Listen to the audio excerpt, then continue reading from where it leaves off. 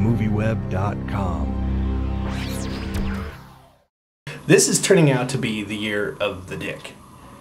And I'm wondering, and you're on the forefront of this, and I'm wondering, why did you choose to be on the forefront of this suddenly emerging trend in modern, like, popular cinema?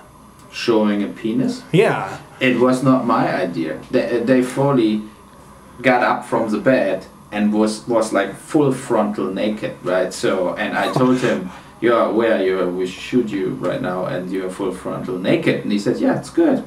And so, and he played that whole scene, sending it to the toilet and everything in a very dirty way, of course. And if you think it's a, you talk about Sarah Marshall, or you talk about that, and then I just saw Surfwise, which has an 80-year-old penis in it, and then there was one other one I can't remember, and then I hear Pineapple Express again, and there's some more coming out, and it just seems like Sideways started it, I think, where the guy was running on the street naked, you know. So I don't know. It was not planned, let's say it this way, in Postal, but you rolled with it, then. Absolutely, yeah.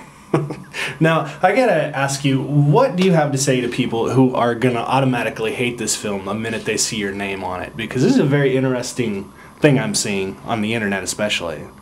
Yeah, I say, okay, close your eyes in the moment my credit comes up, and and then keep watching and judge for yourself. Yeah, so I think on Postal is a good chance that a lot of Uwe Boll haters turn into, okay, this film was different, and this is not like Alone in the Dark or House of the Dead or whatever, and I think this is what I hope for, that at least half of the people that hate me so much give it a shot and they say, look, I think it was funny, I think it was ruthless and outrageous.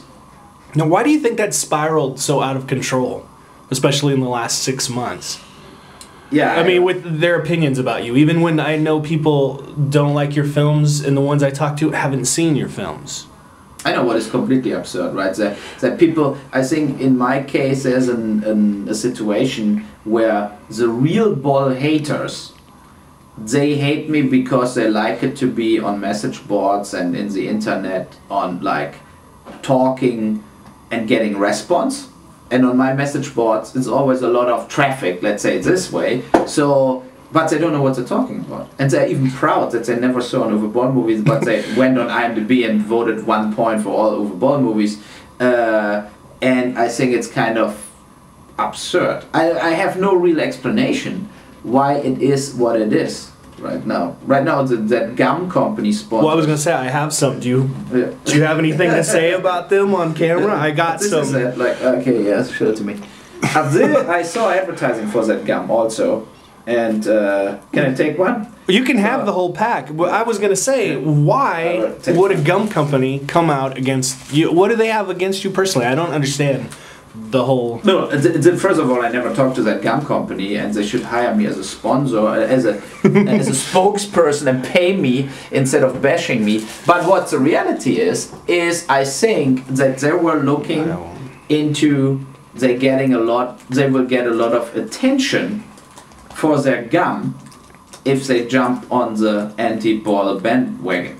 Well, you know, I just bought this and it was on sale. No other gum is on sale. This is on discount, so maybe they have a it's kind of right weird. now. Yeah. And they try to to get in a good financial position or getting any press attention. I went to the website of that gum company, and it's really poor, right? Really bad and poor, and you don't even find like press releases or whatever. I don't know. Maybe it's on the edge to the bankruptcy and they try to escape it now. It tastes all right. This is the first time I've ever had some. I have to say, the gum is good.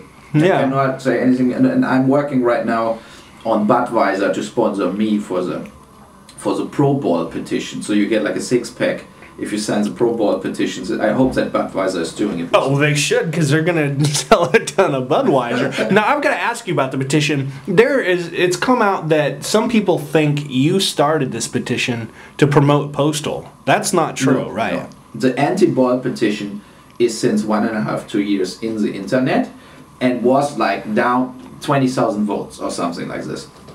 And nothing really happened. And then I said in an interview, the guy asked me like, what would you do if there would be like 1 million votes on that side? And then I said, then I would maybe stop making movies. 1 million would be really like flashing me out, right? Then I would say, okay, forget it. And this escalated everywhere, and then of course people started voting like crazy, so that it's on 230,000 now.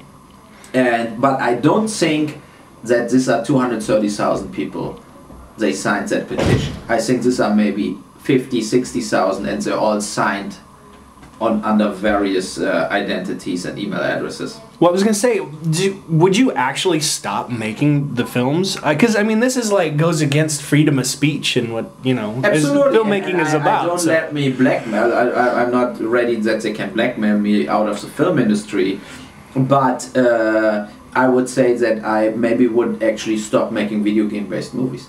Just video game based movies, but not your normal movies. And then I would say, look here, you have your life back. And let me alone and let me make my movies, and I make other movies that are enough original stories, interesting, and I'm done with it then. And then I would not take on other video game based projects. Well, this is a video game based project, which I didn't know about. I don't know about this game. Where did this game come from, and how did you get involved specifically? It was actually the fan club from the game contacted me and said, you want to make a movie out of Postal. I had no clue what the game was. So I started playing the game. And I felt it was funny that you can play it also non-violent.